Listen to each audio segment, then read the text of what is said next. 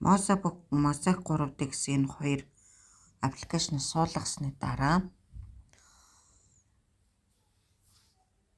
Moise хаягаараа тэгээд пассвортаараа нэвтэрч орно.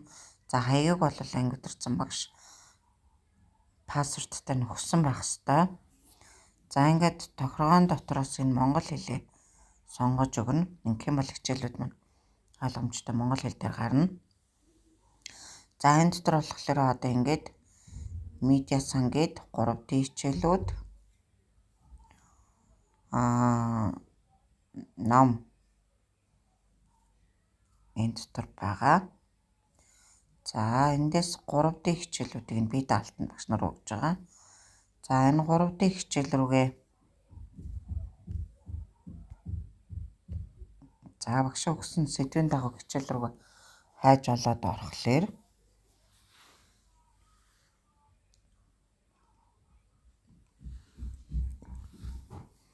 тухайн хичээл маань байгаа. За энд дээрэс нь эхлээд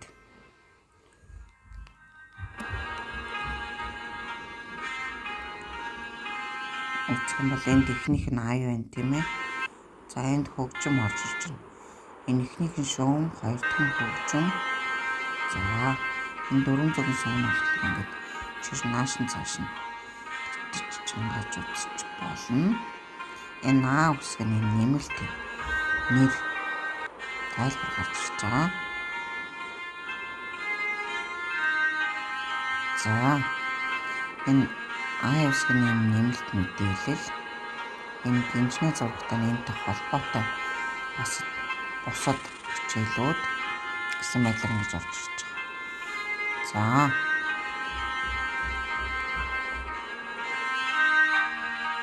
тэмүүлж өгөхөд энэ гэрийг ингээд харуулад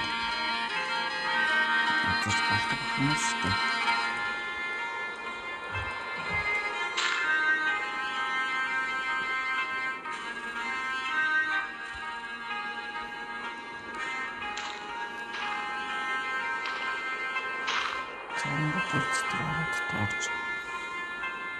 Алхах байдлаар ингэж үзээд за энэ асуулт хариулт гэдэг нь бол жижигхэн сорил байгаа. За гэрийн ханыг юугаар хийдэг вэ юмуд гэд зөв хариулсан бол ингээд зөвгөд нь гараад дараагийн асуулт гэдэг ингээд ийм байдлаар хариулаад явах юм боломжтой ийм 3D хичээлүүд байгаа. За энэ гарах төвчин дээр нь дараад энэ хичээлээс гарнаа гэдэг. За энэ байдлаар хүүхдүүд өөрхөн хэрэглэгчээр ороод эндээсээ энэ хичээлүүдээ үзнэ. За энэ аппликейшнаас гар. Дараагийнх нь Mosaic. За Mosaic-ыг бас хэрэглэгчээр нэвтэрч орно. За ингээ орсны дараа болохоор энэ одоо энд багшийн өгсөн даалгавар ингээд шар өнгөтэй нэгэн тогод гараад ирсэн байна те. За жишээлбэл энэ рүү ороод үзэх юм бол багшаас нь 6 өдрийн хугацаатай өгсөн байна. Ийм уншигчийн загтал бичих юм даалгавар өгсөн байна. За уншигчийн загтал бичих гэдэг дээр нь дараад үзэхлээр одоо энд одоо нөгөө багштай захаагаа бичих нь шүү дээ тийм ээ. За ингээ бичиж дууслаа гэх юм бол хадгалаад багштай яах нь илгээх гэдгийг нь дарахлаар илгээхтэй ихтгэлтэй нэгэд асуугаа. За ингээ би бичээд ингээ дууссан болцсон гэдэг юм бол багш руугаа илгээх нь. Тэгэхээр багш маань шууд хүлээж аваад үзээд ингээ засах боломжтой. За энэ зүйл байгаа ах нь шүү. За эндээс гарчээ.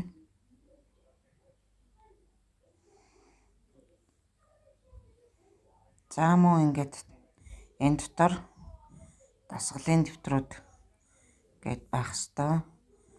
За багш нараас ирсэн даалгаврууд, нийтлэлүүд, за шинэ дэвтэр нэгээд бас ингээд өөрөө презентацийн бэлдээд багш руугаа илгээх боломжтой. За ийм байдлаар энэ дээр яах нь ажиллах боломжтой. Ер нь үндсэндээ бол гэрээний даалгаврыг миний гэрээний даалгавар гэдэг рүү ороод багш руугаа илгээнэ.